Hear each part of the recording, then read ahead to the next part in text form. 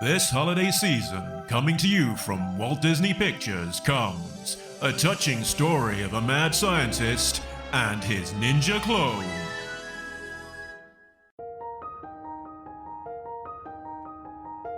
Cobra? Do you want to build a clone man? Let's make a ninja guy.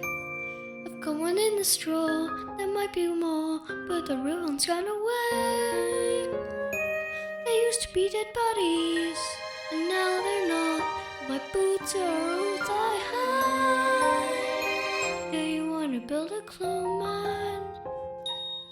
I really want a clone man. Go away, Mindbender! Okay, die! Talking Joe is on the air.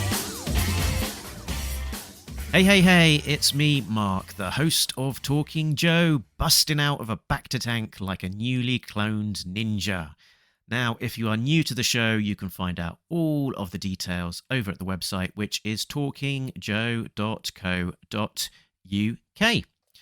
Today, we will be talking about G.I. Joe, A Real American Hero, issue 299, which was released on the 19th of October, 2022. And joining me, as always, to talk about it, it's A Real American Tim. Tim, how are you? I'm well, Mark. Hello, and hello, listeners. And we are following hot on the heels of our Larry Hama episode, which was released last week. And if you only watched the YouTube version, then you missed out on a brand new jingle from me that started off the episode. Is that a way of saying a longer version of that song might have some copyright problems on YouTube? No, it's me editing and releasing the audio episode after I'd done the edit on the video, and also thinking that the video audience might be new to Talking Joe and slightly less tolerant of my singing. I think if you are worried that a new member of the audience would be turned off from our 2-hour talks about G.I. Joe minutia because you are singing, I think that's the least of our concerns. So there we go. Today we are talking about issue 299. This issue was brought to us by writer Larry Hama, artists S.L. Gallant, and contentious Rod Wiggum. We might return to that. Inks Maria Keane, and again might return Andy Mashinsky. Colors Jay Brown and George Roussos. Letters Neil Utake, editor Riley Farmer, group editor Tom Waltz, and research specialist Diana Davis. Let's have a look at the covers in the gallery.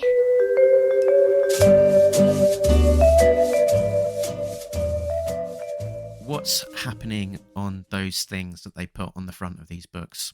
Okay, cover A is drawn by Shannon Gallant and colored by Jay Brown, and it is the most unusual G.I. Joe cover in all of G.I. Joe covers.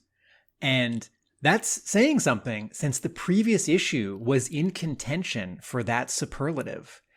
The cover to 299A is a close-up of Cobra Casino Resort's stationery with the Cobra logo with the chips rather than the sort of coils on the top. And we're looking just past black gloved hands that are sort of, one's holding a pencil. It is a pair of hands, right? It's Cobra Commander's hands. And so this isn't literally a POV shot. We're not looking at this piece of paper actually from where Cobra Commander's eyeballs are. We're to the right. So this is sort of like, technically, this would be an over-the-shoulder shot, but emotionally, it is a POV shot. We're seeing what he sees. And the background is just a little bit of wooden desk. So to the left of the main white piece of paper is a Post-it that says pay cable bill, and to the right is a Cobra Casino chip.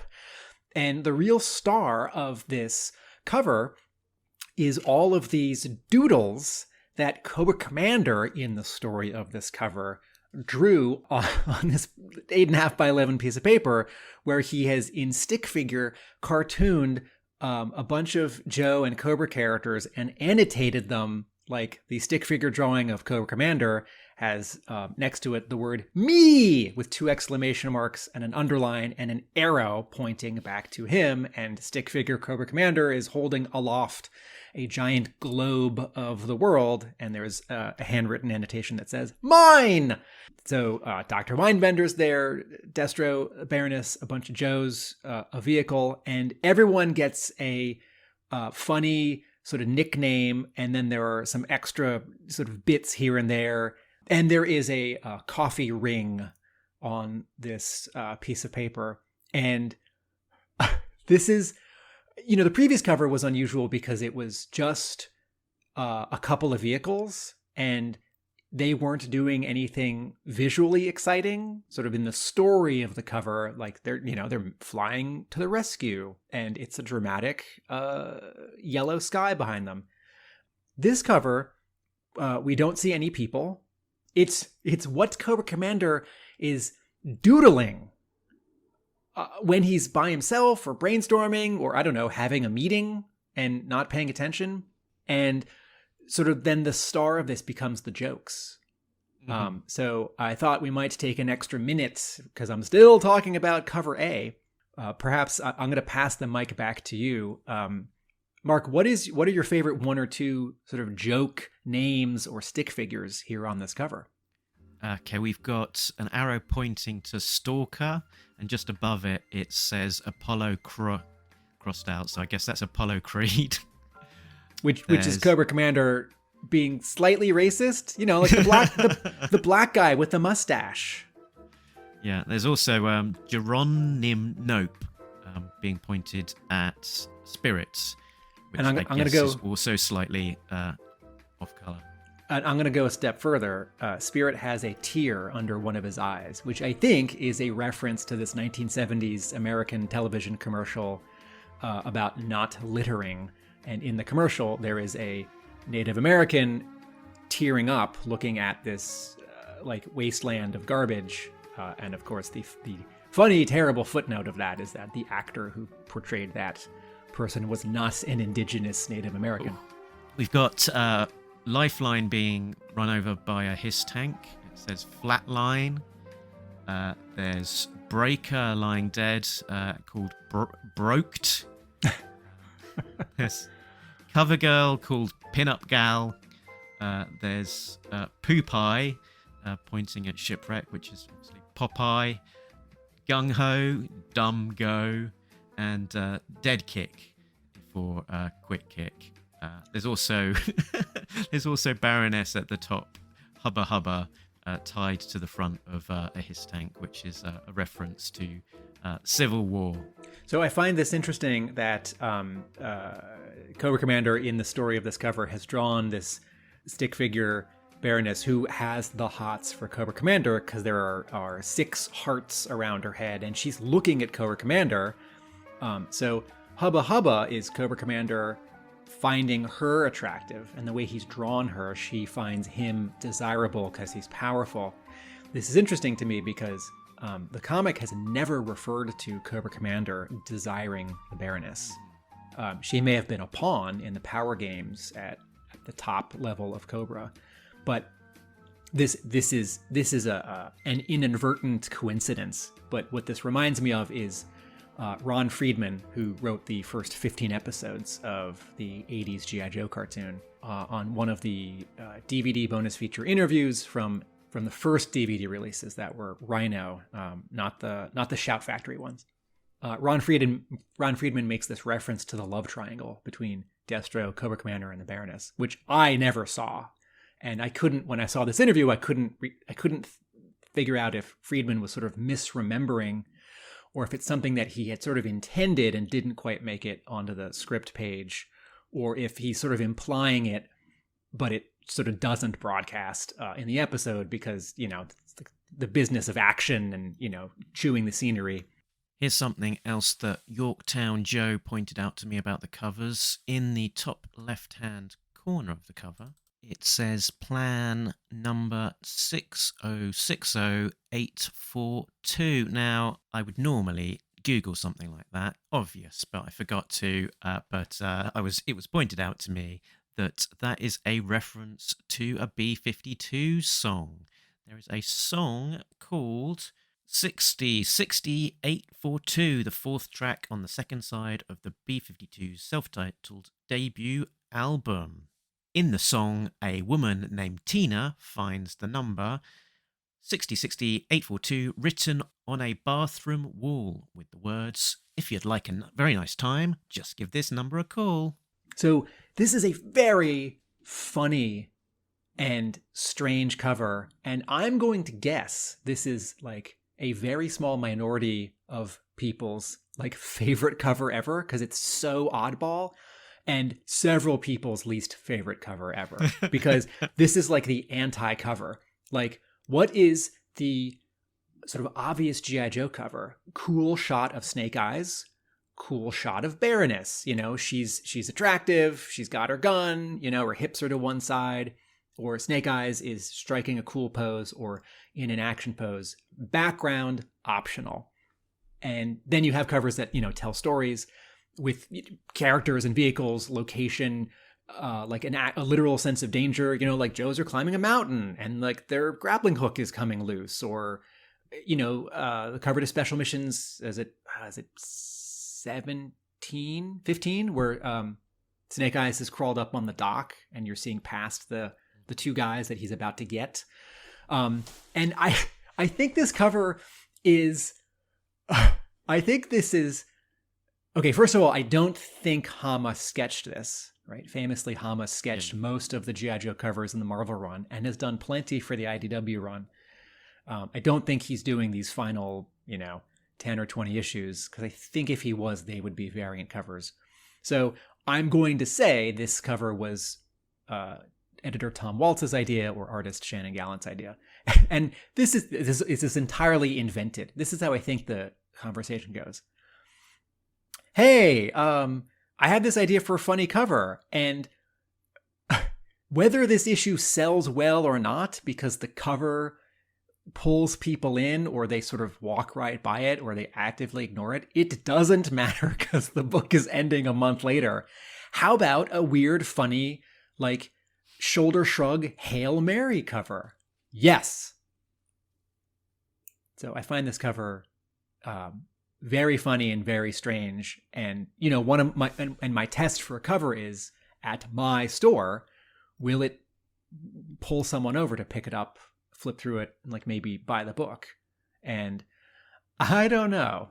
You know, if this is like, what are the books that this is next to? You know, like, what's it competing with this week? Do those have more eye-popping covers? But I very much appreciate the you know, like, it's the bottom of the ninth, the batter is at home plate, ready to take a swing, and he points to a home run beyond the stands. Will he make it? Cover B is 4 out of 5 in a connecting image drawn by Jamie Sullivan with colors by Raul Angulo and Audrey Sullivan. And this is a bunch more cobras. Behind them is a mountain. It's behind the logo. This cover focuses on mostly 3 groups: the Red Shadows, Python Patrol, nice, and some Arctic guy. I guess it's a mix of Arctic guys. There's a Gyro Viper and 2 Stratovipers. In the air above them are a bunch of Destro's AGPs, anti-gravity pods. And there's a demon in the back with Ferret. Mark, is Ferret one guy, or are there many, many ferrets? I imagined that to be a troop. Okay. And Mark, I know the answer to this because I bought this guy special at JoeCon a couple years ago because he's such a cool oddball. Who's the weird guy on this cover? There are 2 of them with the little satellite dish on his head. That is Mouton. So he's one of the Red Shadows, a sort of like a kind of a crazy, oversized robot guy, which was a a repurposing of a what was originally a diver. Paint it red, stick a satellite on his forehead, and bang, you've got a crazy robot guy. This is from that era of Action Force when they still didn't have elbow and knee joints, right? Exactly, yeah. The limited articulation Action Force toys being made by Palitoy. Okay, and then 3 more guys I'm hoping you can call out for our fans who don't know British G.I. Joe. Who's the guy in the front with the monocle? I think that is meant to be the Black Major, who has appeared in Real American Hero now. So did, what, Mouton? Yeah, so did Mouton, yeah. Okay.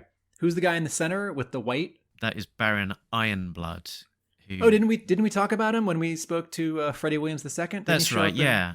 Yeah, he appeared in, what's it called, First Strike. First Strike, the crossover in the other continuity. And then who's this red Cobra Commander with a sword? I think that is probably meant to be Red Laser, but there could be another crazy variant that I'm not familiar with. Okay. And then cover RI, retailer incentive. Stores could order 1 of these for every 10 of A and or B that they ordered. This is drawn by John Royal and Jagdish Kumar with colors by James O'Frady. This is Cobra Commander holding a big golden staff with one arm up dramatically. He's got a flowing cape behind him that's black on the outside and red on the inside. Behind him, above his head, is the Cobra logo behind the G.I. Joe logo type. And then all around him are a bunch of Cobra heads, some a little bigger, some a little smaller. And this is where, correct me if I'm wrong, John Royal just got to draw sort of whichever Cobra characters he wanted to. Yep. I am pleased to see Crocmaster and an Undertow. Yeah, and that's probably the most random character there. There are 3 there are 3 Cobra Bat heads.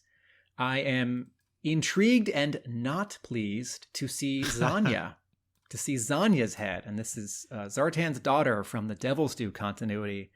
And she has been in 1 or 2 other variant covers of the Hama continued Real American Hero run. Yeah, John Royal had her on a variant cover, and I think she appeared once on the interiors in Snake Hunt. Right. And then was she also like 2 issues ago in this big Jamie Sullivan connecting cover? Is she there with all the Dreadnoks? I do not know without going back and checking. Yes, I have a bunch of 299 in front of me, but I don't have any earlier issues at arm's reach. This cover is it's fun and bright and pretty, and I like it.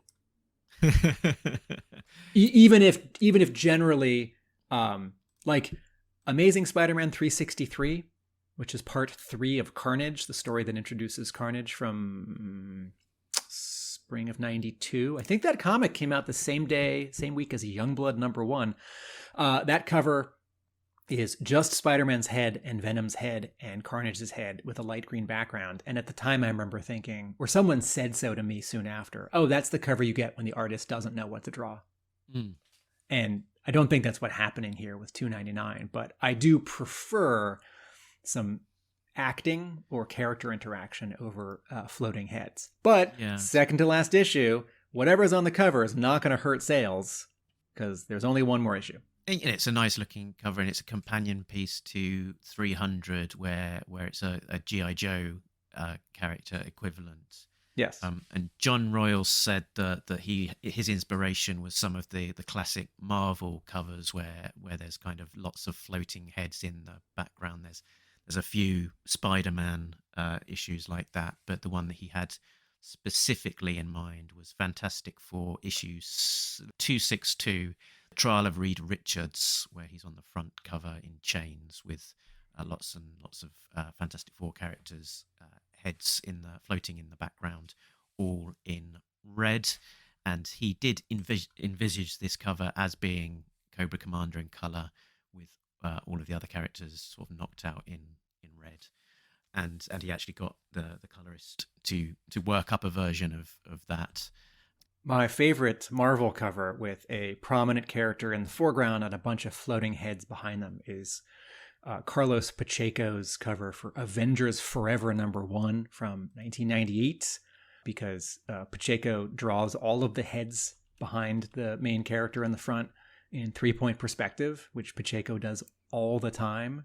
Pacheco always makes things harder for himself, and it's so glorious and awesome looking.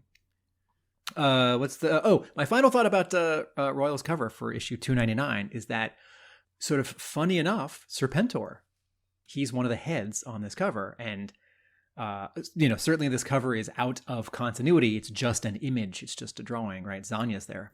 And we have seen Serpentor very recently on a cover where the story's sort of about Serpentor, but not. It turns out Serpentor. But here's Serpentor. Mm-hmm. So, cover's done. Let's find out what happened on the inside with a plot breakdown. In Dr. Mindbender's lab on Cobra Island, Serpentor Khan has seized control of Cobra after duffing up the head snake. Cobra Commander is locked in a cell with Dawn, who schemes to escape using the explosives that he has in his helmet. Serpentor defends the casino from the approaching Joes, with the casino guests as human shields. In the face of collateral damage from said human shield, Duke orders the Joes to pull back and circle overhead in the C-130. Serpentor allows Dr. Mindbender to continue his experiments and asks that more famous warriors from the past are revived, and also to be shown his weaponry.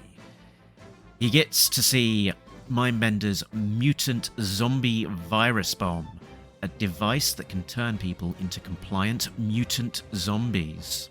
However, Laura has finally shown her true colours and turns on Mindbender, and rescues Sean from the brainwave scanner. Later, in the jungle, Sean bumps into his dad, Wade Collins, and Storm Shadow. In a firefight with Vipers, Wade is shot. Sean and Laura continue on, while Storm Shadow stays behind with Wade. Mindbender is freed from captivity by Geoffrey the Technoviper, and he reveals his backup plans, a clone of Snake Eyes that he had prepared earlier, placing the homunculus body into the green goop tube while he runs a data transfer to restore his memories. Later, left unattended, the homunculus Snake Eyes breaks the glass of his bacta tank and emerges, picking up a sword. To be continued in issue 300. Shall we start with something positive? Let's do it.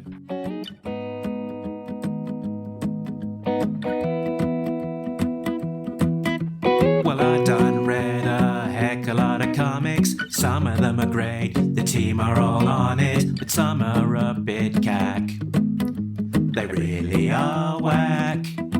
Before the nitpicks come out, I'll giving it my bestest, and nothing's gonna stop me from trying to be positive. So I'll pause my scorn to put up 2 thumbs and turn my frown upside down. Take advice, it cannot wait. Say something nice.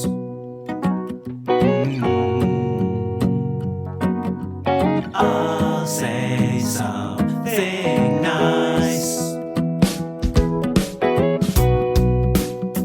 Okay, page 1, Genghis Khan, Serpentor Khan. Serpentor Khan looks great in the Serpentor costume, with the beard and the mustache and the flowing hair. Looks great. I've always loved the Serpentor design, and I'd never thought we'd see someone else wear it, some other person or clone, and I certainly didn't think they would have dark hair. This first page, exciting and dramatic and worrisome, right? We're reminded that Cobra Commander has taken a punch to the face because his faceplate is cracked, and he's in a subordinate position, and he's yelling, "Shoot him!" And then the second panel, much smaller on the bottom, is Mindbender, Geoffrey the Technoviper, 2 Alley Vipers, a Viper, and Laura surprised and worried or intimidated and no dialogue. It's a good, powerful first page. Only thing that make me like it more is if there were credits handwritten across the bottom and a title across the top. Indeed. And then something else, since we're just in the earliest pages of this issue, something else that I really like, and it's a small thing. On page 3, the second panel is another example of Shannon Gallant doing something really great, and it's not flashy, and you don't get any points for doing this. And that is a very clear storytelling panel showing characters moving from one space to another space. Serpentor Khan is leading some of these Vipers out of the lab back into the hallway, and Gallant has put the camera on the ground but aiming up. So we see these full bodies, they're small. We see the ceiling and pipes and those metal things that keep the pipes sort of hanging from the ceiling. And Gallant does this a couple times in this issue, and he's always aware of the ceiling, whether we're in it looking down past some like silhouetted fluorescent lights or like a ceiling fan. And this is a small thing, and plenty of artists could drop this or not think of this, and the story would still be told visually well. But Gallant is drawing this panel in 3-point perspective, which he doesn't have to do. That's a little harder, takes a little longer, and Serpentor Khan is saying, "Follow me and I will set up the defensive line."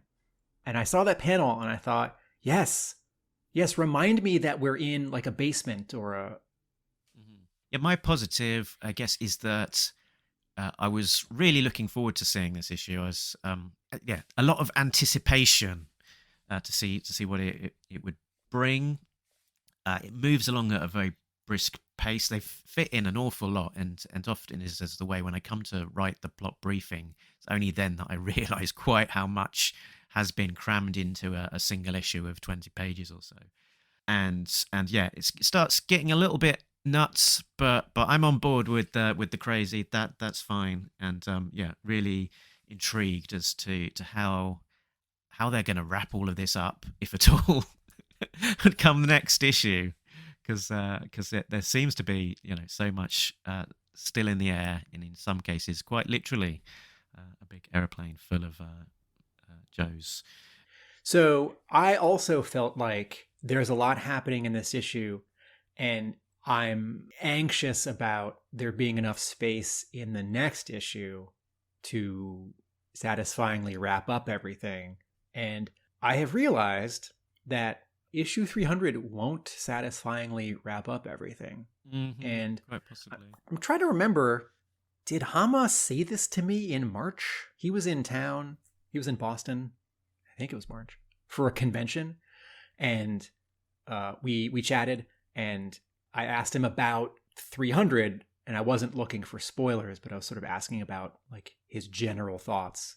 And he may have said this, or this may be me in maturity understanding that you can't always get what you want. But, how often in a final issue of a comic does everything get wrapped up? And so maybe the trick, separate from in a couple of months, there'll be a 301. We are 100% sure. So, if there was some like subplot from like 15 issues ago where, Spirit Iron Knife and like Gung Ho have a chat at the pit, and it's like, oh, that might get picked up later. It's like, that's definitely not showing up in the next issue. What I want is the main stuff to get wrapped up. Like previously I've thought that we're not going to see Blue Ninjas after 300. And now I'm not so sure. And also, if we were to see them again, I know people don't love them, but narratively that might be okay, because is there enough time in 300 to take care of that subplot and to do so really satisfyingly? Because the scale of the problem that Alpha 001 represents, and how powerful these characters are, and how much they've infiltrated all of these different... Anyway, so here's what threw me off with this issue.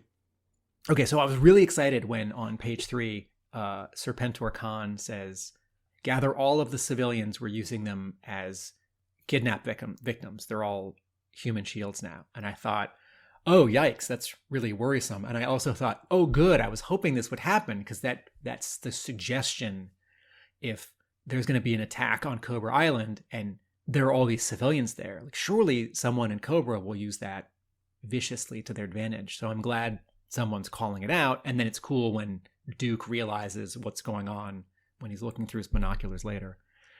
And then here's one more little thing that I like. 2 pages after Serpentor Rex says that, we see a panel where a whole bunch of civilians have been gathered on the balcony of the casino, and there are a whole bunch of Vipers and Night Vipers lined up, aiming their weapons at them. And Serpentor Rex is explaining, make sure the casino patrons are clearly visible from the tree line. And I thought when I saw this panel, oh, this is the panel that was sort of most sacrificed in this issue, where this issue was probably drawn with a really tough deadline, because, you know, they're running out of time, and maybe this book's always behind schedule. And maybe in a different version of this issue where Gallant has more time, or we're not hurtling towards a final issue, there'd be a couple more panels where one of the civilians like backtalks, or someone like makes a joke. It's like, oh, but I was on a winning streak. And I can see Hama swooping in for that. And here's this panel with like 100 little like, actually Hama's script probably refers to this as Joe Kubert clothespin people, right? It's like, this is the angle, this is the amount of detail, right? This is that kind of crowd scene. And so I saw this panel and I thought, okay, there's not a lot of like love and care given to this panel, because it's a hard panel to draw because there's so much in it. And I think Gallant like swooped in, drew what he needed to. Maria Keane swoops in, inks what needs to get inked, and then like move on. At the same time, this panel is quite clear. And at one point you need to draw like one panel to show a bunch of people. And so someone once said to me, when talking about like the best you can do, you know, like if an artist is apologizing for something, or if they're embarrassed by their work and they say something like, well, I didn't do my best. And so this person once said to me, your best is actually what you can do in the amount of time you're given. Mm-hmm. And you can't worry about this like philosophical notion of your best if you had more time, if you had infinite time, because you'll never have more time or infinite time. And I see this panel and I think, okay, someone like Gallant, when granted less time than normal, or the like stress and pressure of like, we're finishing up this book, make it special, is clicking into really good instincts honed from like being a good artist, working under deadline, and like being a professional and making deadlines. And so I see this kind of panel as a compromise, yes, but a good compromise. Mm-hmm. The thing that threw me off is when Duke says, we're leaving, because I thought, no, I need more Joes on the island for the big fight in 300, because isn't 300 going to be like 50? The Battle of Springfield? And Duke actually says, we're going to pull back and negotiate. And I thought, no, no, it feels like that scene in Snake Hunt when all of the Joes and all the vehicles get called out. And I'm like, yes, you're all heading to Springfield. Springfield, isn't it? Yeah. Yes, thank you. And is it Hawk says, no, everyone go back inside. Mission's canceled. And I thought, they don't even get their vehicles off of the back of the flat loaders, do they? Yeah, and I remember that scene like really bummed me out, because you get this exciting, you know, we all sort of fantasized like, what would it be like if I had every toy? If I had every action figure and every vehicle for the year or for the whole line? Maybe you'd have a G.I. Joe toy game where you're like, okay, this one time I'm going to use all of them, even the figure I don't like, or the vehicle that's a little broken, or the vehicle I don't know what to do with because it's too specialized. And so we get this scene in the comic, and it's not, I don't think Hama wrote it necessarily as like patting all the fans on the back.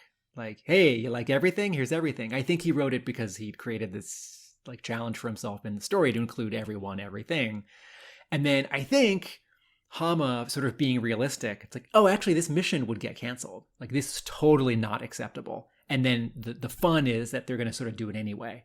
And then they like rent those buses, right? Which is like not a fun, sexy, dramatic visual. But as a storytelling thing, it's like, oh, that's actually smarter, right?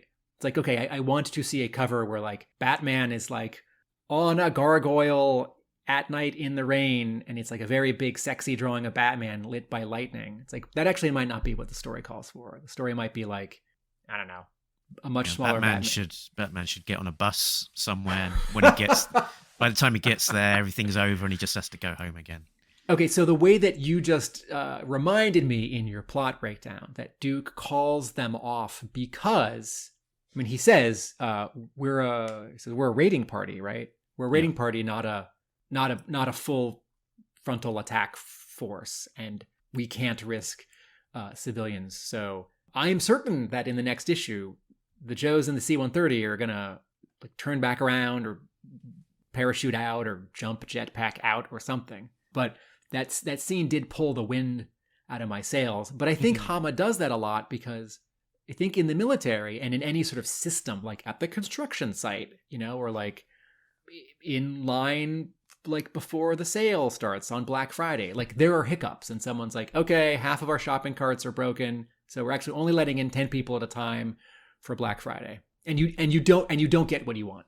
This plot point of them sort of making a big deal of landing the C-130, getting out, exploding all of those asps and whatnot, and then coming out, and then like, well, okay, we can't do anything now. Let's get back on the plane and fly off again.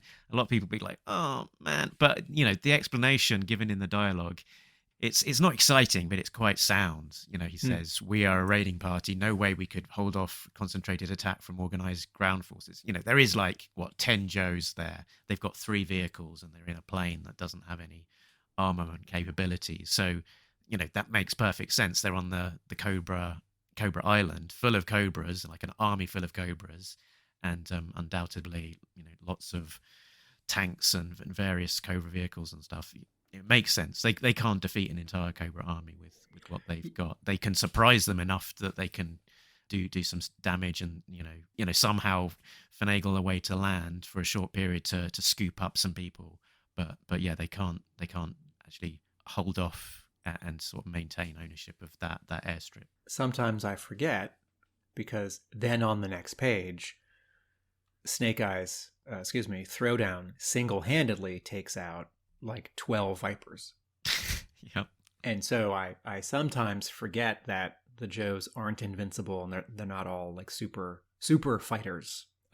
There's the scene with Dawn and Cobra Commander is great.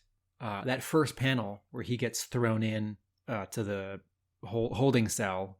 So this is page 5, and this panel of the Viper shoving Cobra Commander into this room. Again, this is not in terms of like raw drawing. This is not the most like detailed thing that Gallant has drawn. This does look like he's efficiently getting through every page. You know, rushing it sounds like a judgment call, and I don't want to say rushing it. But the Viper's pose, like that contrapposto, and then Cobra Commander's pose where he's off balance and catching himself, and the panel is at a Dutch angle, and Cobra Commander's cape is flowing, right? Like Gallant's acting and poses, great. Okay, so then you've got this next panel where Dawn is sort of resigned herself, right? And she and Cobra Commander have this exchange, and it's great. But I wondered if Cobra Commander would sort of recognize her and be upset. So I wanted to ask you, Mark, in the last 10 or 20 issues, well, I guess she got the costume in 245 or 246. Do we no longer need Cobra Commander to see her and say something like, ugh, you're that Cobra youth cadet who betrayed us and went to the Joes? Has that already happened? Or Cobra Commander actually sort of doesn't know all the Joes because he separate from the cover where he's like drawing them on stationery. So he sort of not know all the Joes because they're beneath him, and it's like, no, I'm just going to kill all the Joes. It doesn't matter who's who. It's like, I know the one in black who threatened me with a knife. I know Duke. I know Scarlet. I know Apollo Creed. Does he actually sort of not recognize Dawn? Is it sort of not worth the time in an issue that's got to cram a bunch in? Like, is that note of him like, you? Or have we already actually had sort of that note 20 Yeah, issues ago? Yeah, maybe Remember. I feel like maybe that note's been hit. Yeah, last time they encountered each other, perhaps. But yeah, it's yeah. I mean, maybe there could have been a beat there, like Even you again. Yes. Oh, it's you. Even smallest bit. There's a panel in the Cobra Commander Dawn sequence. It's on page 11 when they're next talking about it, and she's asking him about whether he's got explosives still in his helmet. I was thinking that sort of we're seeing a lot less of kind of some of the flashiness in Maria Keane's inks that we saw in the earlier issues. We sort of stopped to pause on kind of those zippertone effects that she was applying, and it seems, I mean, I'm sure she's under a lot of time pressure like the rest of the art team, and so there seems to be less flashy effects. But there's a panel on panel 3, page 11. Yeah, I think anytime the art in this book is less detailed or sort of less icing on the cake, but there's still the cake, I just sort of happily shrug my shoulders and think back to plenty of Marvel issues where it's a fill-in artist and either it's like rushed and not good looking. Like I remember being really disappointed by the it's like 141 and 142, the second half of the Transformers crossover back in 92, because the artists were dropping out and had to just find someone. It's like, you're a warm body, you can hold a pencil. And yet some of it was good enough, and some of it was, or sort of other issues just along the way where it's between one artist's regular run and another artist's regular run, and for 6 issues it's like 3 or 4 different people. And in Jim Shooter was the editor-in-chief at Marvel in the 80s, and at Shooter's Marvel, the trains ran on time. And so, if a book is behind schedule, and Hama has an amazing story about a graphic novel that he was editing with the Shadow, the character who has the hat and the coat and the 2 guns and the mask, the Shadow. The deadline was up, and just whoever was available to color that thing just like colored it. Like there was the guy who'd colored half it really well, and then everyone else just showed up to color it. Sort of doesn't matter if it's great or not. Like we have to like send this to the printer. And there are all sorts of in the 70s and 80s at Marvel, sometimes a book would be credited to the Krusty Bunkers or M. Hands for Many Hands, or sometimes that was the letterer. It's like, this book's behind schedule. Someone's going to pencil the first half of it. Someone's going to pencil the second half of it. We'll have these 6 or 7 or 8 people ink it. And it's not consistent. And what I like about issue 299 of G.I. Joe is that it's all consistent. It's not as if Gallant and Keane drew the first 3 pages and they're like filled with detail and flourishes. And then the final pages, all the backgrounds drop out and there's no shading or spotting of blacks in the ink. The whole thing looks consistent, and I really appreciate that. And again, there are lesser artists who might like drop out all backgrounds and have a bunch of like close-ups and rely more on the dialogue to patch some of the missing story that's not in the visuals. And it's all here. Mm-hmm. It's all there. There's only one panel which sort of made me go, ooh, not sure quite what happened there, and that's on page 3 where Laura is pointing that pistol at Mindbender. It's a great shot of Laura. Dr. Mindbender's cheek flowing into his moustache just feels a little bit wonky, but... And this panel of Laura pointing a pistol at Mindbender on page 3, there is no background, but it is after 3 panels with backgrounds, and it's only a moment after the previous panel. And so I would love one more background there, but I don't think it's asking too much of the reader to sort of meet them halfway. It's like, nope, they're still in the lab. All that stuff's still behind them. And you could make the argument that Gallant drops out the background because this moment is just between the 2 of them, and it's not about throwdown strapped into the chair, which we might see a little of on the bottom left of this panel. It's not about the other stuff, 10 feet in the distance, or like the fluorescent lights up in the ceiling. Like my favorite example for this kind of thing is in Doonesbury, the comic strip Doonesbury by Gary Trudeau, where one out of every like 4 panels is always 2 silhouettes talking to each other, both in the Sundays that are in color and the dailies. I guess the dailies are in color now too. But, you know, you have these 3 or 4 panels in a daily, and it's like 2 characters talking about politics, and one of them is always no background and the 2 characters are knocked out in black, or maybe vice versa. The background's in black and the 2 characters are a white silhouette. And that is both a like graphical design choice to create variety and also a time-saving step. So talk about this Rod Wiggum flashback. Yeah, good one. I had this as an error detected because it's credited to Rod Wiggum. It's from issue 36, and issue 36 was divided up into sort of 3 main art teams and 3 different sequences. There's Rod Wiggum, where Cutter is on the Jane out at sea. There's Larry Hama sequences of Snake Eyes and Scarlet on the ferry, and there's the MD Bright sequences on the Whale. And given that this is a sequence from the ferry, I think that this is a Larry Hama penciled page, or more specifically, Larry Hama breakdowns with probably Bob Camp doing the finishes over the top of him. All right, Wiggum is doing Cutter. Bright is doing Snow Job and Torpedo. Yeah. Hama's doing... Hey, it's that page that I own. Neat. Which one's that? Page 6. I own page 6. The one with the whale? Yeah. Yeah, the next page on, I think you can see Hammer's style coming through a lot more strongly. Fascinating.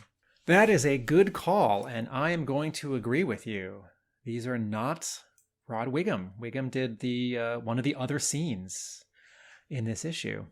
So I opened up 299, and I saw in the credits Gallant and Rod Wiggum, page 13 flashback, and I thought, oh yes, they got Wiggum in to do 1 page in the second to last issue. New art. The way that Nitho Diaz did 3 pages, like 2 issues ago when Andrew Lee Griffith was doing a fill-in. And because, they're running out of time, and 1 page saves Gallant a day or half a day, and Wiggum's still out there, and he did covers early on for the IDW run, and we're dealing with Snake Eyes and memories and cloning, and why not? Yes, I got so excited. And then this is all like in 1 second. I got very excited. And then I looked down and I saw that the inking flashback is credited to Andy Muschinsky. And certainly if you're going to hire Rod Wiggum in 2022, and I don't actually think Wiggum would do 1 page for the current series. I think he's doing other work. And I think if he was going to come back to G.I. Joe, he would have done it already again. And if this is Muschinsky, like you are certainly not going to, if you can convince like one of the original pencilers to come back for 1 page now at not a good page rate, probably on a terrible deadline, you're certainly not going to try and get the original inker to join them if the original inker is still even out there working. And then I realized, oh, this is going to be a full page from an old issue. Well, certainly IDW has access to those files because they've done the classic reprints. And I thought, oh no, it's a whole page. I'm getting 1 less new page in this second to last issue where every page, is so valuable, such valuable real estate. And then I thought, okay, this is all just looking at the credits before I've even read page 1. And then I thought, okay, well, it's going to be a full old page, and Hama will have done new narration or dialogue for it, because Mindbender and cloning and Snake Eyes and Dawn's memories, something like, okay, this will be cool. I can't wait. And I'm turning the page and I'm thinking, have I gotten to page 13 yet? And I turn the page, and then I get there and I see these 2 panels and I think, oh, those look great. I sure wish the whole book was colored like this. Notice how there's noise. There's it's not fuzz, but let's use the wrong word for it. There's like fuzz, there's like grain, there's dirt sort of in the white of the background, in the sort of Caucasian of their complexions, and all the colors have been dulled down. It's like there's a light gray over everything, right? And I think one of the things that sort of hurts the IDW series is that on this pure white, saturated, glowing, glossy paper, the color and the saturation of printing are like too much. They're too loud, and you couldn't actually print this book on newsprint because newsprint isn't available or is more expensive in glossy paper. But you could color this with less saturation. You could color this with like an embedded grain. You know, look at how Tom Scioli colors Transformers versus G.I. Joe. Look at how some of the Transformers books are colored. Anyway, so these two panels made me excited because it's like, oh, cool, old art. I love that old art. And then it made me sad because it's not this full page or this new old full page. And also the comparison to me isn't flattering because I like this treatment of color more. And then I thought, all right, Tim, you're getting awfully worked up over two panels. It's still your favorite comic, and it's your second to last issue. So get your head back in the game and enjoy this. And then I thought, okay, I'm enjoying how this is being used in context where Mindbender and the Technoviper are doing this sort of unholy experiment, and Mindbender is seeing this on his computer monitor. And then I was also reminded, then I thought, wait, is this too futuristic? And I thought, no, we've like seen Snake Eyes' memories before, in Yearbook 3, in 91. In Someone Else, we went into their memories, into their brain, like you're on a movie set, when the Dreadnoks go in and mess around Clutch's memories. So no, it is not too futuristic or sci-fi to see this. And then I thought, I have to ask Mark about this. The panel before the two flashback panels on Mindbender's monitor. What are we looking at? We are looking at Storm Shadow. I think it's probably meant to be the end of issue 21 because it looks like the wrist covering is sort of coming away, just much like the end of issue 21. So what are the legs and feet in front of Storm Shadow? That's a good point. What is it? Is this sort of two memories overlapping? Is this like point of view, like we're Snake Eyes, we're lying on a table, we're looking down at our feet and then seeing the memory of Storm Shadow from the end of 21? I would love to know what Hama's plot specifically calls for in this panel, because you must be right. Certainly the way that Storm Shadow's sleeve is unraveling, that says the end of issue 21. Here we go. So towards the end of issue 21, there is that the sequence where Storm Shadow and a Red Ninja are waiting on the top of the stairs, and Snake Eyes grabs one of the Red Ninjas, pulls him in front of Storm Shadow, who slices his back. Then he does a flip. This is the page that was done so well by Rob Liefeld in the 40th anniversary cover version. He does a flip and then lands feet down on top of Storm Shadow and kind of knocks him to the ground. And then he runs away to the back of the castle to be rescued by Snake Eyes. So I think that panel on the screen is a recreation of Snake Eyes stomping down on Storm Shadow with both feet as he knocks him down, and has one of his bandages on his arm sort of flying away. That completely tallies with it, and he also has a sword in his hand when he's doing it as well. So it is that panel from Snake Eyes' viewpoint. That's great. Should we talk about the should we talk about the elephant in the room or the Snake Eyes in the drawer? I think we should save that for last. I think we should talk about Laura. We should talk about Wade. Okay. So Laura is a good guy now, or is just trying to get off the island because it's too dangerous. Mm-hmm. We weren't sure if this would come to pass.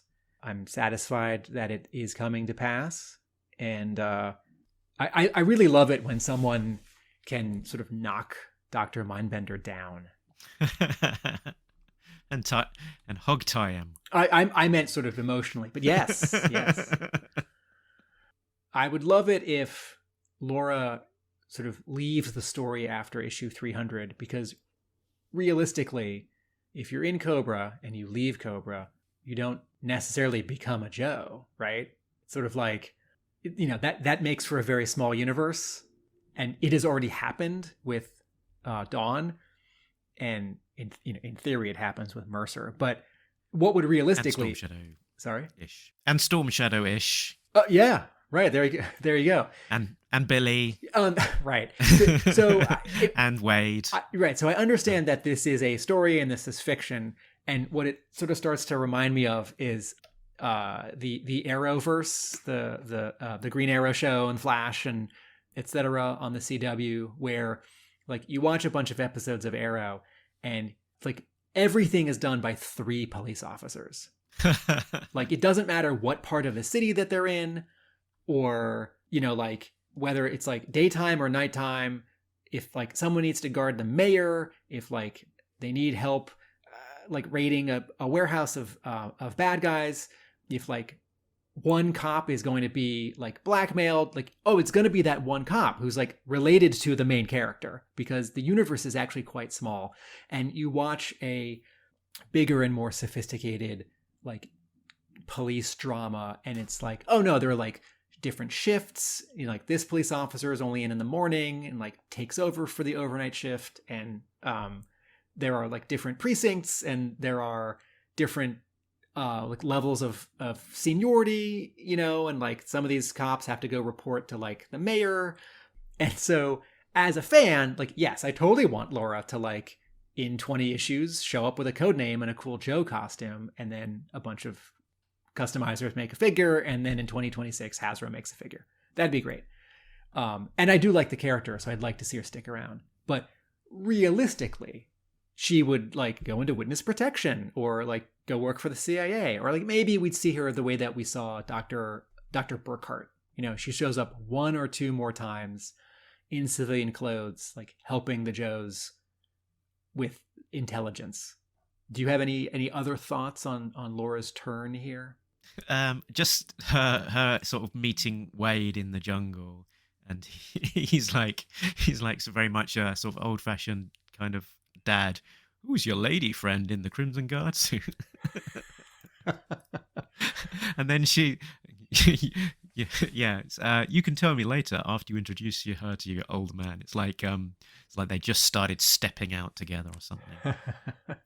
And then at the end of that sequence, she's just like, now I'm really confused. She's like, what on earth is going on here?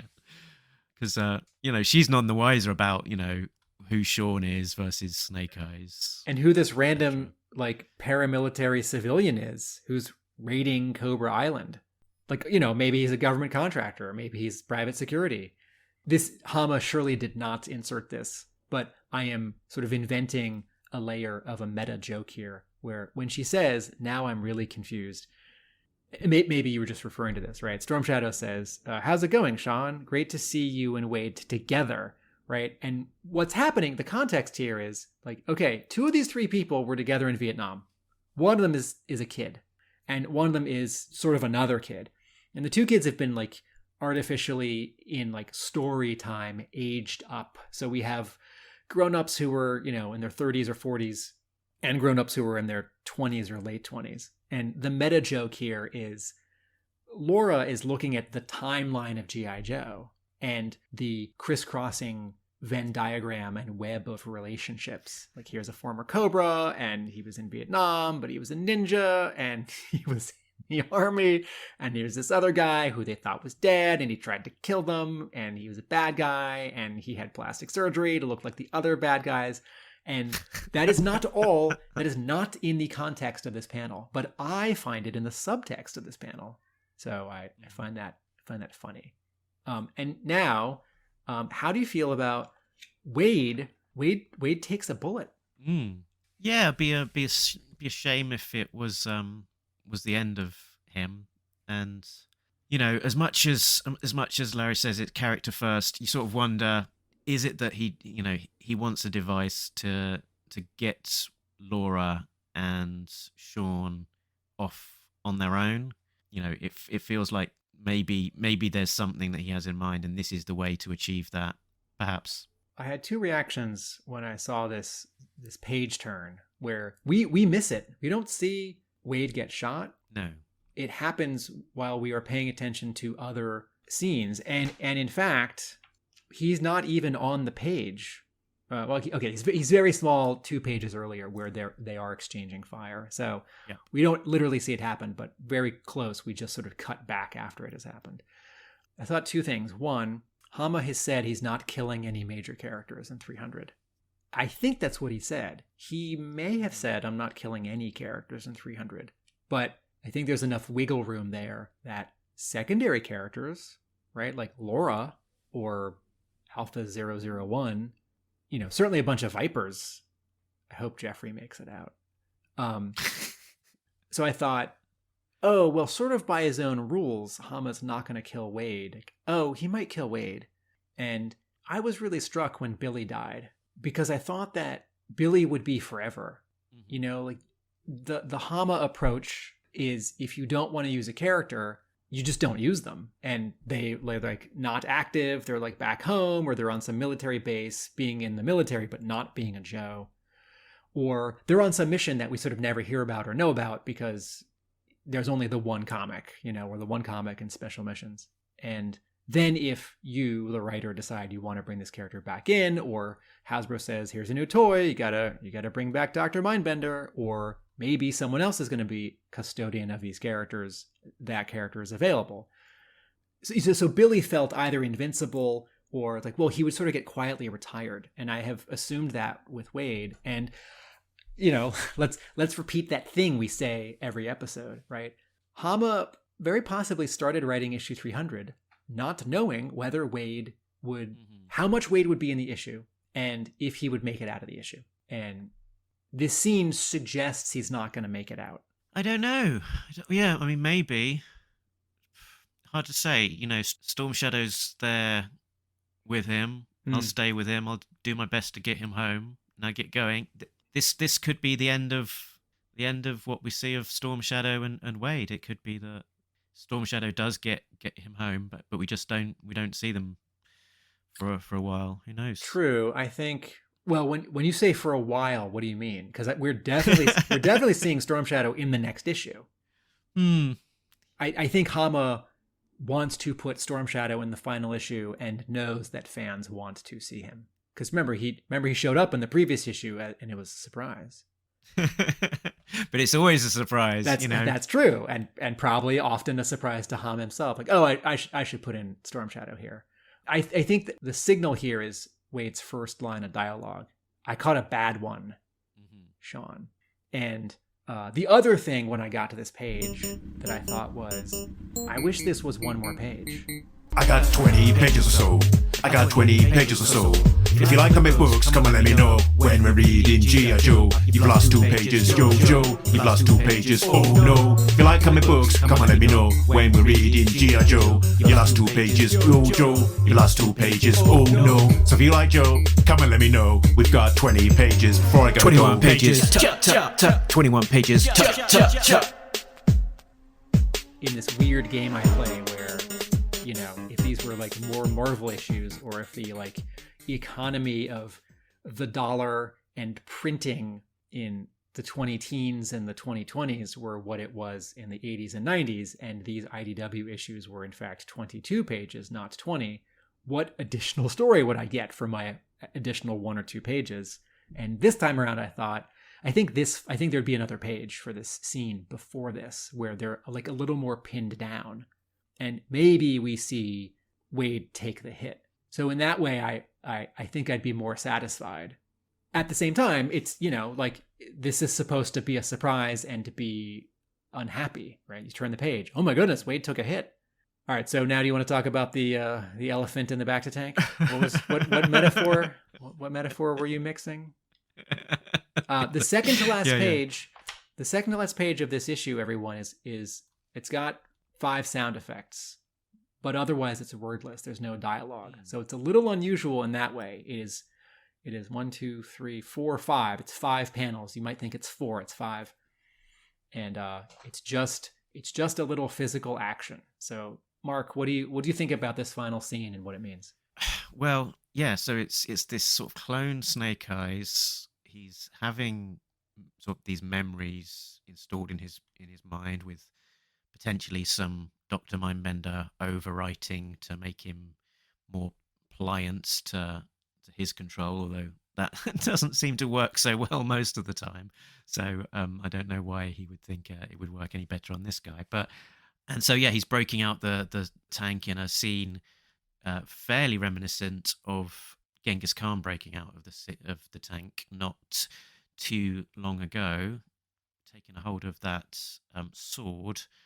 What does it mean? We've now got three versions essentially of Snake Eyes walking around on Cobra Island, and you know there's this specter of will the original Snake Eyes return. There's a couple of kind of things that going through my mind about this whole sort of Snake Eyes clone return thing. There's the kind of question mark of like, how long has Mindbender been having this Snake Eyes sitting in a drawer, and if so, why has he been making such a fuss about getting a different Snake Eyes to carry out his plan instead of just using what he's got? Seems a bit strange because it's been, it was the big focus of Snake Hunt, and then also the big focus of his scheme to capture Snake Eyes during this high stakes arc. But putting that aside, what does this Snake Eyes represent? If he is a new cloned body using original Snake Eyes DNA, does that mean that underneath all of that he's free of injuries? He's not had those trauma, that helicopter explosion that cost him his face and his ability to talk, and also if this is Snake Eyes that was the sample was taken back in when Dr. Venom had captured Snake Eyes, which is all the way back in the basement of Springfield. That's all the way back in issue 10. The memories that they're using also from that same time. So all the way, this is the Snake Eyes Commando back from issue 10. And does that mean that he doesn't have the memories of everything that happened since? So, for example, does he think that that Storm Shadow is still his enemy that betrayed him and killed the Hardmaster? So there might be some strange, even if he hasn't been made into an evil Snake Eyes, there might be some strange dynamic of having a Snake Eyes that has been plucked from the past. My question for you, and I think you just answered it, but I want to double check. When I read the scene where Mindbender is explaining to the Technoviper who this is, and Mindbender says, "This is from when Dr. Venom took a DNA sample." So help me out, Mark, here. So this is definitely not like a sample or a body from either Snake Hunt just 25 issues ago. This is not from the arc, what was it, around 262 when Dr. Venom came back from the dead as exactly. Memories. Like he's come back twice, hasn't he? So who knows? But and this wouldn't be from like yearbook 3 when Mindbender had Snake Eyes. This is from like issue 10. Well, I think they specifically talk about the DNA as being from Snake Eyes. So let's find the wording. So he says. So Geoffrey says, "You have Snake Eyes on ice. Who was that we just had in the brainwave scanner? That was the genuine article. This is the homunculus I cloned from the original DNA that Dr. Venom extracted from Snake Eyes when he was held captive in Springfield." So, held captive in Springfield, I think unless I'm forgetting about something, could only be issue 10. However, as I was thinking about this, it might be that the DNA is from an earlier period, taken in issue 10. However, the memories that are going into Snake Eyes include issue 36 and issue 21. So going back to my earlier thought that could he think that Storm Shadow is still an enemy, perhaps, that if it's 36 post Snake Eyes the Origin, then the memories must be from a slightly later period when he had reconciled with Storm Shadow. Yeah, I mean, he was strapped in the brain scanner in issue 10, but also again later on when he was pretending to be Flint, and probably again later on a couple of other occasions. So it must be that they've got his memories from one of those later occasions. Remind me, Dawn has all of Snake Eyes' memories. She got that around 250. I don't have 250 in front of me. Do we know what sort of download of Snake Eyes memories she got? I have not read those issues in a little while, so it's a bit fuzzy. I'm doing a reread, but I've not got back to that. So I'm not 100% sure without going back. You know, one of the things every episode I remind myself that Hama writes each page as he gets to it, and something that I don't as often remind myself, but Hama says is all of G.I. Joe is a retcon, which is sort of like a sideways way of saying I'm making it up as I go along, right? So let's say there was never a scene where Dr. Venom specifically says, I'm taking Snake Eyes' DNA. We just see Snake Eyes strapped in, and Dr. Venom says, I'm looking into his mind. I'm implanting suggestions, right? And so for Hama to say many issues later, Dr. Venom got some DNA, that's a retcon. And that's a very small one, and that doesn't throw us off. And I think part of why I think fans sometimes sort of don't like fully believe when Hama says it's all a retcon. Here's an example. In, 126, 128, the reveal that Firefly is the person in the ninja photo. The Faceless Master.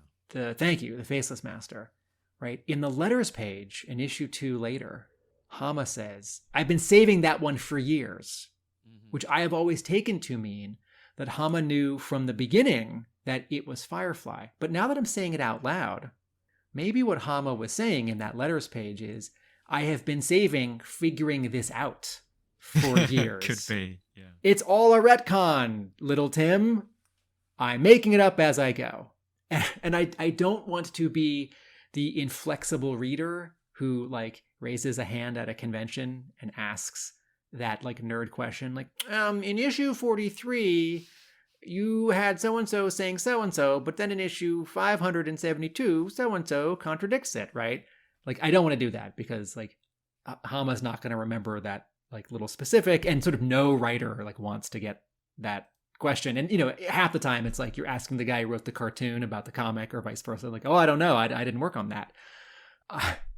The only thing that I am sure of is Jason Merle was right. About what? In our last episode, we had a guest and he said, oh, Snake Eyes is definitely coming back in issue 300. I said, no. And I got to this second to last page and I thought, wait a minute, that's a Snake Eyes coming to life in a jar. And then I turned the page and I thought, oh, Jason was right. Yeah. So, it certainly, lots of people have been speculating, could we see sort of the original Snake Eyes coming back somehow? And certainly this is putting more fuel on that speculation fire. I don't know if that metaphor works, but it's certainly pushing us more in that direction that maybe we're going to have an original Snake Eyes back in the frame somehow. Okay, so then I have another. I don't understand this question. Mark, can you clear it up for me? So on page 8, when the Technoviper and Mindbender pull this Snake Eyes out of the refrigerator thing, there's a sword. And on the final page of the issue, the sword is leaning against the tank. And in the final panel, for some reason, it's glowing. Snake Eye, the awakened clone Snake Eyes' hand grabs the sword. Whose sword is this? Where did the sword come from? So it's a good question. If Mindbender has a homunculus am I getting this right? Mindbender has made this homunculus sort of off panel behind the scenes. Yeah, at some point that they've not made completely clear, he's cloned this Snake Eyes, and that's fine. That's easy. In the same way that half of issue 49 is him starting to clone Serpentor, and there isn't a lot of visual explanation. It's not like, first I'm going to do the brain, or it's like, 2 scenes of like, it's one cell and we cut back. It's divided into 7,000 cells. Now it's a little blob, right? Just like, there's like a smooth, naked mannequin guy in issue 49 in the tank. And it's like, oh, that's going to be Serpentor in half an issue. Okay, so then I'm going to come back to the sword thing. So when we have seen this lab in the last 5 or 10 issues, was there a part where Mindbender was pointing to not just sort of DNA, but tanks of almost people? Or have we only seen this one almost person who actually becomes Genghis Khan? I think there's been other jars, but I think we've only seen one body so far. All right, so let me go back to, where did this sword come from? I know, the sword got cloned too. I'm gonna go back to your joke from the previous episode that this is a Serpentor cosplay costume because it's on display at like the Planet Hollywood, like the theme restaurant that is Cobra Casino. It's not the actual Serpentor costume because the first one was buried with him, and the second one is like underground under the pit. So it's a replica for display. So maybe somewhere along the way, Dr. Mindbender, being fastidious, thought, if I'm going to have a Snake Eyes, I should give him a sword. And maybe this is not a special sword. Maybe this is just sort of any sword. This is some Night Creeper's extra sword, and it's not purple. Mm-hmm. Yeah, it's just a normal, not special sword until it is. Who has? And it will be explained to us. Who has the fancy sword? Is it Morning Light? Does Dawn have that? I think Dawn had them both, didn't she? At one point, there are 2. There's Morning Light, Evening Shade. I think. Thank you. Yeah, which again was incredibly important until it wasn't. Okay, and then this bomb. I'm intrigued by this reveal halfway through the issue where Mindbender dramatically pulls a sheet off of a device and he reveals it. And he says, right this way, Serpentor Khan. It's a mutant zombie virus bomb. And previously, it was very hard to see, but on a door that the Technoviper sees, there's a door labeled with what actually looks like MVD, but I'm going to take that as MVB, mutant zombie virus bomb. Yeah. And it's this big red thing.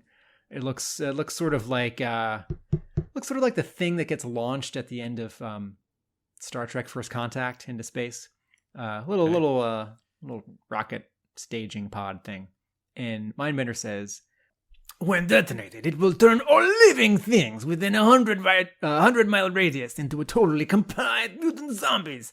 They will be alive and in good health, but their brains will be completely open to channeled indoctrination. Okay, so and then nice bit of acting from Shannon Gallant, the way that Serpentor Khan puts his hand on it to sort of to like pet it, but also like reassure himself that it's a real thing. The way that if you walk up into the bank, walk up to a fancy bank, and you put your hands on the marble counter at the teller window. Okay, so I like this, that there's this additional threat, and it adds a dimension to the stakes of this showdown on Cobra Island. But at the same time, I'm worried that there are too many things in play with only one issue left. And my comparison is the television series Lost, where I sort of didn't want to fall in love with it because I had fallen in love with a previous long-running, complicated show, The X-Files, and the final episode of that really disappointed me. And I sort of, without realizing it, made a promise to myself that I wouldn't fall in love with the show, because after 6 or 10 years, the final episode might be like, well, we didn't know what we were doing. And in the third to last episode or the second to last episode of Lost, I'm not giving anything away here, right? There's this island, and in the series, they're stuck on the island. But later, some of them get off and go back, and they're time jumps, and it's great. And in the third to last episode, one of the main characters who has not been able to go back to the island is going back to the island. And he gets on this plane, and there are 4 other people on the plane who we've never seen on the show. It's new actors cast and in roles for the television series Lost 2 weeks before it ends. And fun fact, the guy who talks the most is the actor who plays Breaker in G.I. Joe Rise of Cobra. So I had this doubly weird relationship with this actor. And I remember thinking, wait, why is this guy introducing himself? If he's going to die in one scene, then I could see that coming because this guy is just fodder. But otherwise, don't spend any time building up this guy because you got to wrap up this big series and a lot of character arcs. And so I think this mutant zombie virus bomb is intriguing because there are a bunch of civilians on Cobra Island and maybe a bunch of Joes are showing up or a few will come back. But considering how much time, like 150 issues, Hama has had to use Dr. Mindbender to come up with evil scientist schemes, like he keeps coming back to these same two. Brainwave scanner, like hypnosis, brainwashing, and cloning. It's like, oh wait, now he's going to turn everyone into zombies? Which I guess is sort of halfway between hypnosis, brainwashing, and cloning. Mm-hmm. But is this that guy from the second to last episode of Lost? Oh dear. Thanks for that very succinct explanation. And it's interesting. It's kind of as you say, it's a channeled indoctrination where it's a sort of a bomb version of the brainwave scanner. So sort of a MacGuffin to try and that they can use to turn lots of people if they need to, and sort of Genghis Khan's reaction is interesting. It's he says this has possibilities. There are obvious drawbacks, but it makes for a good doomsday device. It's almost like he's saying, well, maybe we'll use this, maybe we won't, but it'll be a good MacGuffin if we need to in the future. And I think it's very possible that Larry Hama doesn't know if he's going to use it or not until page 7 or 18 of issue 300. But I think the reason why this throws me off is that all of the civilians as human shields on the balcony of Cobra Casino, I feel like they already fill this role. Like, okay, the Joes can't attack because there are people in the way. And if these civilians were turned into sort of zombies, and this isn't like rotting flesh zombies, this is just sort of drones, Mindbender could say, go into the jungle and attack anyone who's not a Cobra. I feel like it's already hitting the same note as, no, we can't go in and stop Cobra because there are people in the way. It's like, no, we can't go in and stop Cobra because there are people in the way coming at us. Mm-hmm. So I am intrigued by it. I'm happy to see something new from Mindbender. The timing of it causes me some worry, but I don't want to make any promises because I know I have not been keeping promises with my blog, but I've been wanting to write about final issues of comics because there are some comparisons to be made with what my expectations are going into 300 and then what 300 delivers. And someone asked me recently, am I sort of sad or worried about 300? And I said, no, because there's 301. Mm-hmm. Like that takes the edge off, let me tell you. Yeah, and it's and Larry's already kind of hinted that because he knew that 300 wasn't the end, he's treated it much like any other issue, really, that he's not wrapping it up, that there's an ongoing story. And did he really say that, or might you be reading into a vague? It's a bit of reading in. Okay, there's a bit of reading in, but he talked about sort of the approach to 155, mothballing things and wrapping things up, but in a place where someone else could pick up the story again in the future if they needed to. Whereas, he found out for 300 that the story was going to continue essentially, and so he knew that he could leave things, dangling, and I'm not too sure if he was when he was talking about that there was a cliffhanger, and he described that. I won't say it, and just to avoid spoilers, but I don't know if he was describing that as being the cliffhanger for 300 or 301 because he called it 301.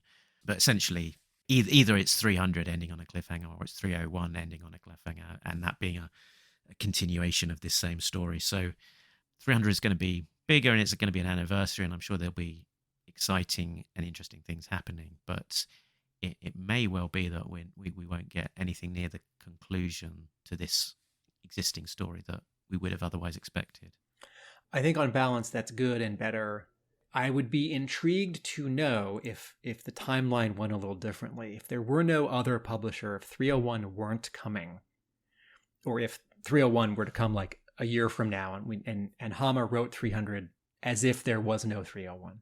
300 would have it's your supposition is that it would have a certain finality to it, more finality to it, and I'm really interested in how that drama feels.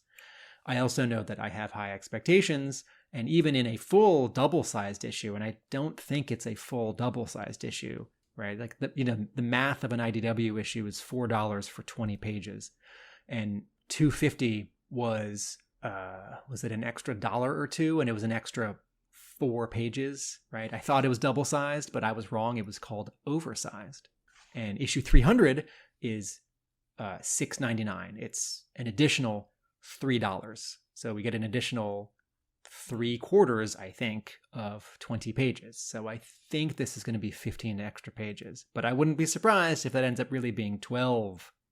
I don't know where I'm going here. I'm very excited. I'm a little sad. I'm very excited. I'm a little sad. I'm a little worried.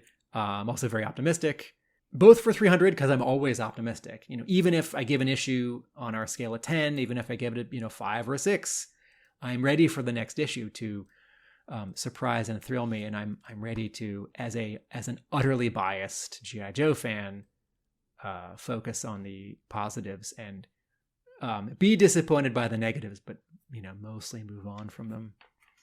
No letters page. No letters page. Hey, you know what there is instead of a letters page? There is an ad for the 40th anniversary special hardcover, which is $29.99. And the ad, I think, just reuses assets from the ad for the 40th anniversary issue. And it says, plus bonus extras, including a Breaking the Fourth Wall story by Larry Hama himself. And as I have established in a previous Talking Joe and also my blog, that story was not published in the 40th anniversary special. And it is not in the 40th anniversary hardcover. And I don't think it exists, which is too bad because I'd love to read it. Indeed. This was going to be my second error detected, and unusually finding an error detected in the advert at the back of the the back of the book. And like you say, it's advertising bonus extras that doesn't exist, and it also uses the wording from that early solicit about the artists that would be in there, because it calls out S.L. Gallant, who didn't contribute a page to the 40th anniversary special. You could, if you were a lawyer and you needed to wiggle out of that copy being inaccurate, it doesn't say illustrated by Shannon Gallant. It says illustrated in the unique style of Gallant, Diaz, Griffith. So you could say, it's like that. It's that kind of comic book art. It's not manga. It's not like Mike Mignola. But yes, I would count that as an error detected. I had another sort of overall observation about this, about the Joe team that has actually sort of been assembled as part of this squad in the vicinity of Cobra Island. And it feels like it's very much the core Hammer Joes plus a bit extra. Plus long range. Ticking all the boxes. Yeah, exactly. Well, and Ghost Rider. Well, Ghost Rider was in the previous issue. So you've got the LLRP sort of squad. You've got Stalker, Snake Eyes. Snake Eyes. Storm Shadow and Wade. You've got the core characters, Duke, Roadblock, Scarlet. You've got classic combo, Rock and Roll and Clutch there in the mix. You've got some modern focus characters, Dawn and Sean. Also Jinx, who was a big ninja character in the IDW run. You've got some classic characters just sort of in the mix: Wild Bill, Gung Ho, Covergirl, Lady J. Some favourite sort of C characters as well, I guess, with Cutter and Shipwreck. And Muskrat is a little bit of extra flavour in the pot. And then we've also got a bit of the new. We've got Helix and Multo there. But in particularly sort of regarding, I guess, the core Stalker, Snake Eyes, Storm Shadow Duke Roblox Scarlet. I think that, he's got all of his key favourites in there. I wonder if there's anyone missing that would be an obvious choice that should be in there. The ones that I thought of were Hawk, but he's been very much sidelined in the last few issues of G.I. Joe in favour of Duke, and perhaps Flint as a Flint and Lady J duo. But your thoughts, Tim? Not on the Joe side. That's the rundown you were just doing, but notably absent Destro. And I don't think dramatically this story needs or wants Destro. Yeah. But if you are putting in, the 10 core characters, and there's already a good dynamic between Serpentor Khan and Mindbender, Serpentor Khan and Cobra Commander. And we certainly know the dynamic between Dr. Mindbender and Cobra Commander. And to have Destro might just be a redundancy because, he's on Cobra Commander's side until he's not, and vice versa. And maybe, can you remind us, when we last saw Destro, did he and the Baroness sort of exit the story for a little while? Like things were kind of okay? Is the last time that we saw Destro and the Baroness in the story when, at the end of Snake Hunts, that they sort of helped the Joes escape from Springfield with their forces? Is that the last time that we've seen them? Might be. I don't know. So it was like the late 280s were those one shots, and there was murder by assassination. Maybe. I don't think of Snake Hunt as 2 years ago, but it was. Because we had Snake Hunt, and then we had this sort of went into Untold Tales, like sort of that set of one shots that largely stood alone. Flashback issue with the Baroness around issue 34, but that's not what I'm. That's a flashback, and then we went into Murder by Assassination, which was sort of slightly tangential. It had all of those new characters being introduced, and then we're almost into, at the end of that there was then Spotlights. So again, sort of slightly one shot focused stories, and then we've been into High Stakes and All In. This story is actually called Higher Stakes. Is basically, and then it's Highest Stakes. So yeah, I think we haven't probably seen an awful lot of Destro and the Baroness since then. So they have been somewhat neglected. But that's as a fan, I want Destro to show up here, but the story doesn't require him. No. And it's not like there's something dangling. It's not like Cobra Casino is right next to the Silent Castle. So I am actually satisfied that Destro's here, and for a story that already has a lot of characters in it, it's better that Destro isn't here. And it's going to be 301 and 302, and maybe when Destro shows up, then I a question I have sort of for myself is, will anything subtly change with a new publisher and a new editor working with Hama? Because, I get the sense, and maybe we've established this, that in terms of story, the editor is pretty hands-off. Mm-hmm. The whole IDW run, I think there's a little bit of back and forth and some suggestions, but Hama just sort of writes what he writes, and Tom Waltz is, I think, the third editor, sort of main editor. I'm not counting assistant editors.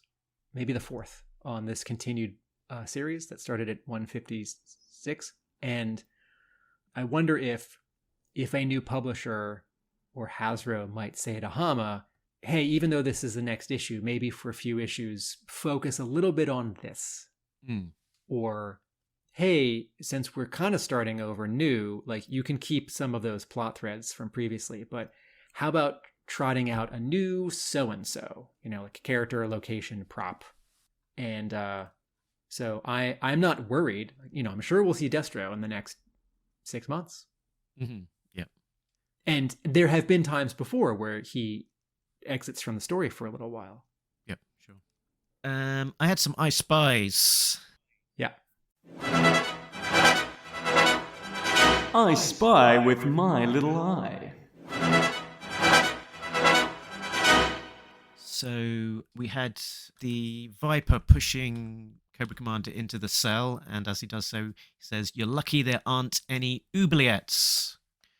So an oubliette, from the French oublier, meaning to forget, is a bottle dungeon or basement room which is accessible only from a hatch or hole in a high ceiling, and is famously the type of prison that Scarlet was held in issue 21.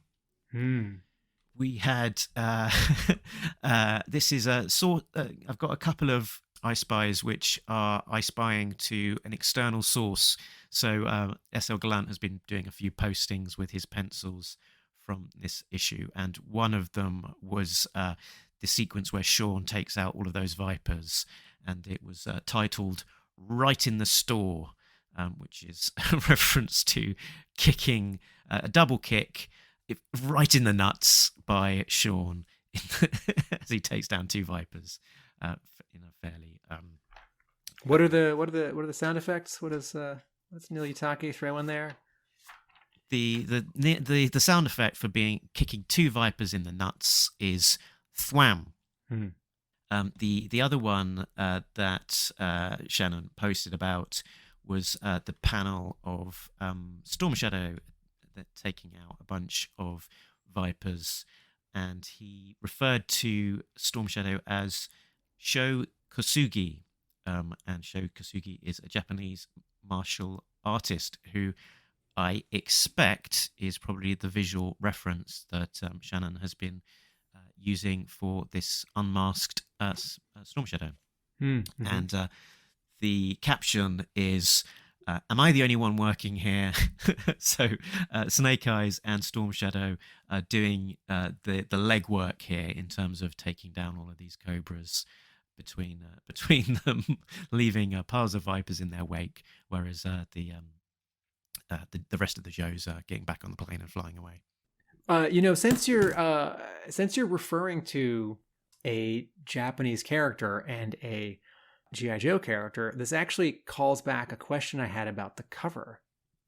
When I was going on and on and on about cover A and all these sort of stick figure cartoon characters that Cobra Commander had drawn, there's one which I guess is, it's Tunnel Rat. Okay, that's it.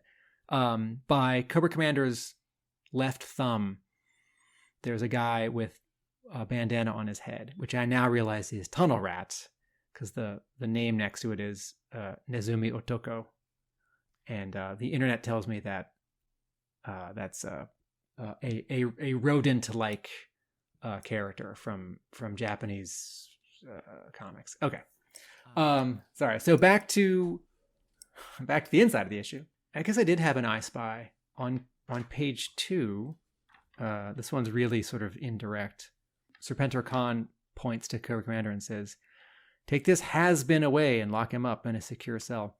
And has-been has, throughout some modern history, occasionally been a derogatory aimed at the toy company Hasbro when it has made a mistake. G.I. Joe's off the market in the late 70s, and Kenner's doing so well with Star Wars. So, Hasbro is a has-been. So I see that word and I immediately think of this other thing, this company in like journalism or, internet comments, as opposed to actual dialogue happening in the scene. Quote of the week, quote of the week, quote of the week, quote of the week, quote of the week, quote of the week, quote of the week. Did you have a favorite line of dialogue? Yeah, page 11, panel 1, when Cobra Commander is in this little jail cell with Dawn. Great body language on both of them, because he's relaxing and his arms are crossed. His legs are crossed, and he's leaning his weight onto one arm. And she's got her feet up on the edge of the bed, and she's hunched forward with her chin on her forearms and her visor up, right? And he says, So this is languishing. I can't say I like it. And I hear this sort of in my internal Cobra Commander voice, and then I hear it in the Chris Latta voice from the animated cartoon, and then I hear it the way that Larry Hama told us that he hears Cobra Commander, which is Orson Welles. But I think that's such great character work, because this is, the world's most dangerous man, and he's locked up, and he's not pacing, and he's not plotting. He's just waiting, and he doesn't like it. Favorite line of dialogue? I had one which encapsulated a lot of colloquialisms within it. So it was all the way at the beginning of the issue, page 1.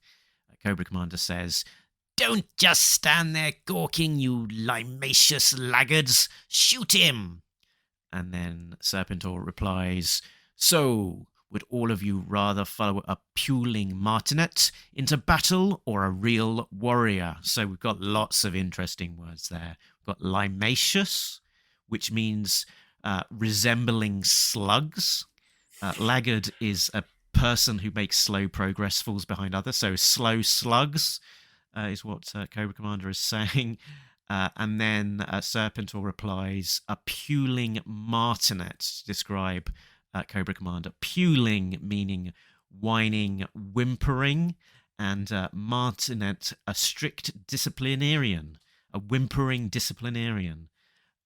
So the martinet comes from Lieutenant Colonel Jean Martinet, an Inspector General of France's King Louis the 14th Infantry from the late 17th century. As a drill master, Martinet trained his troops to advance into battle in precise linear formations and to fire in volleys only upon command, thus making the most effective use of inaccurate muskets and making the French army at the time one of the best on the continent. So since then, martinet has been used synonymously with strict disciplinarian. Sometimes at the end we have a listener's question or listener feedback.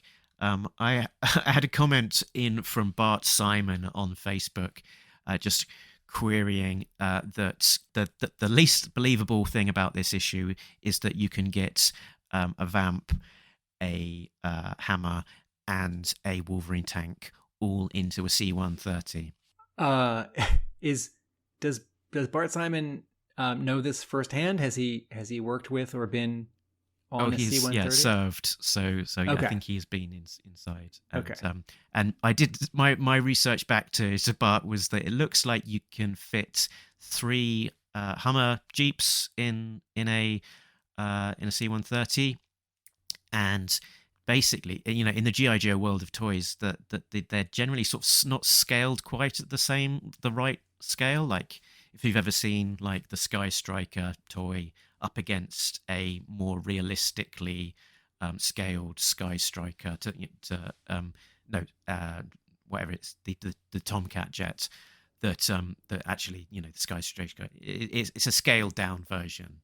Yeah. So in the G.I. Joe world, it's like how the first Millennium Falcon is sort of a cartooned Millennium Falcon, and then years later they made a bigger, fancier one that's more scaled. That spaceship that doesn't exist in real life. So even like the Wolverine tank, I imagine, in the way that the scaling works, isn't a huge amount bigger than a Jeep. I appreciate that Bart Simon's biggest claim for most unrealistic thing in the issue is fitting 3 basically real vehicles in a real airplane, and not the ninja zombie homunculus who gets animated into having not a soul but life. The Dr. Frankenstein scene at the end of the issue. I think Bart has seen a real life C-130, and he hasn't seen a real life clone ninja homunculus, so he doesn't have that frame of reference.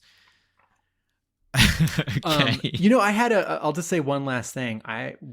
With the green color of the tank, the cloning tank, And I don't think it's green back in issue 49. I think it's sort of the white of the paper and light blue, but I could be misremembering. But I'm very slightly recalling two things when I look at this tank where they drop the Snake Eyes homunculus into it. I'm thinking of the Toxo Lab from, is it 1992? The G.I. Joe action figure playset, which I think is a little hard to find. I think that was not produced in great quantities. In fact, I'd never seen one in person until, like, even at a convention until like 10 years ago.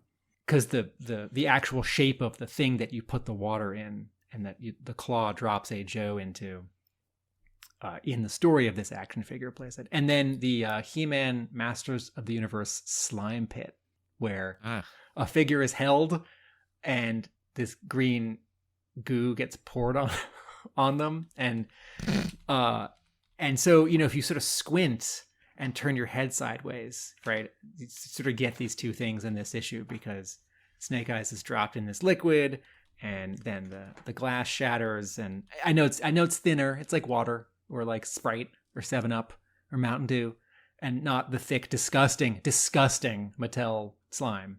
But as a visual, slightly speaks to those two things for me. So all you action figure customizers out there, if you want to take your very valuable Toxo Lab and like break it into pieces or get some other pieces from something else and make a diorama for Dr. Mindbender's off the kitchen Cobra Island casino cloning lab, I'd like to see it. Speaking of conventions, do you think you're going to be making it along to Assembly Required, which is weekend of 4th and 5th of November in Iowa? I do think. You do think?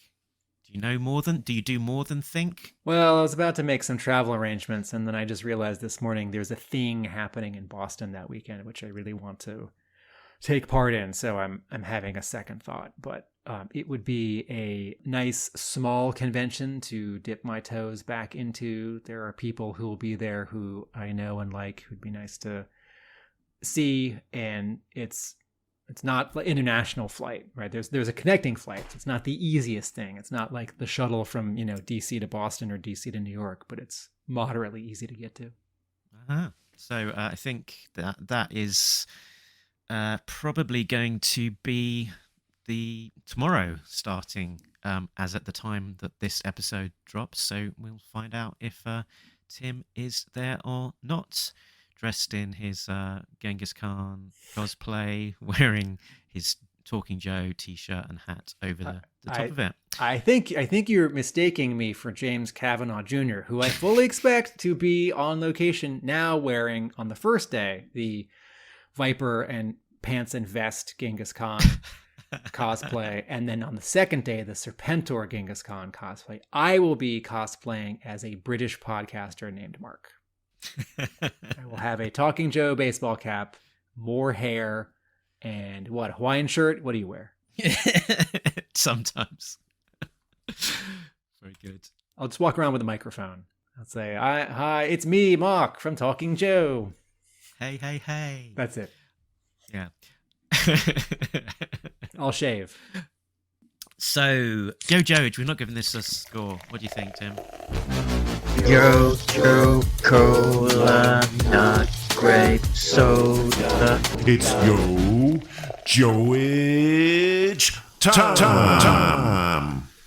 I was sort of thinking of not giving this one because it's a good issue, but despite the fact that I've just talked about it for 2 hours, I'm not sure how to, it's almost over.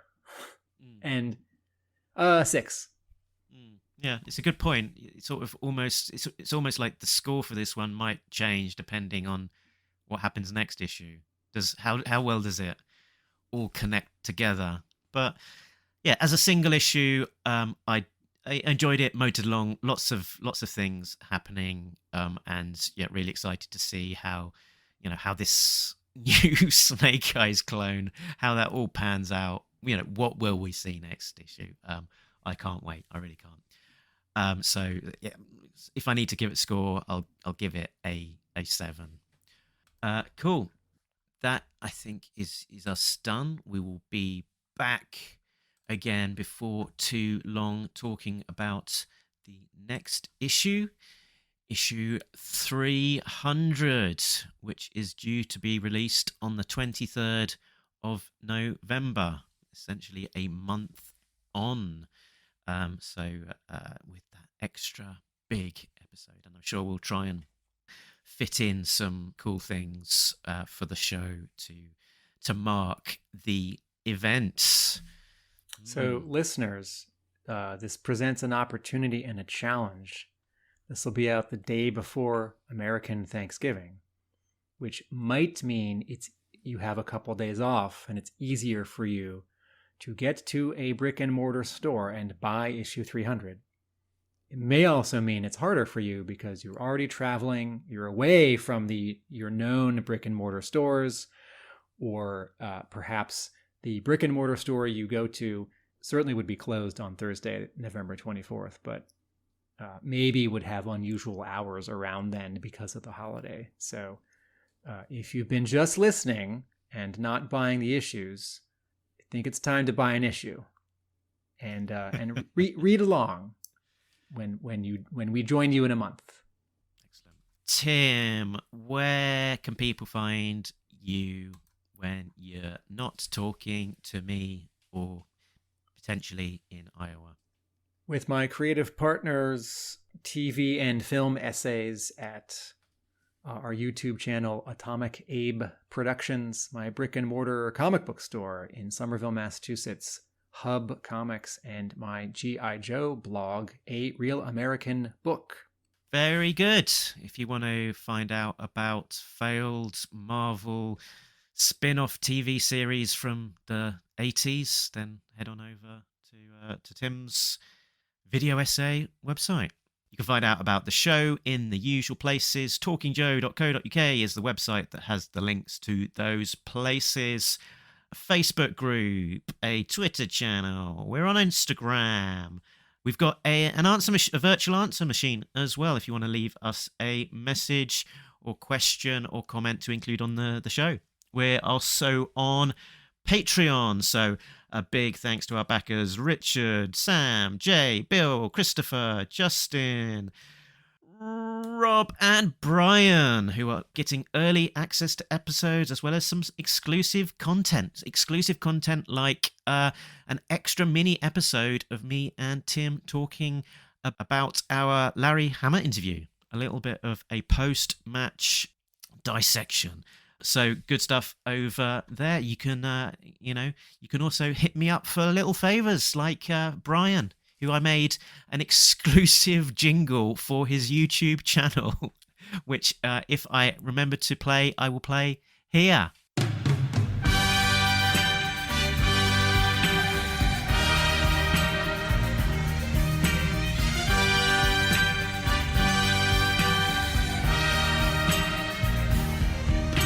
Brian, a real American Brian. So an advert there for Real American Brian and his great G.I. Joe YouTube channel.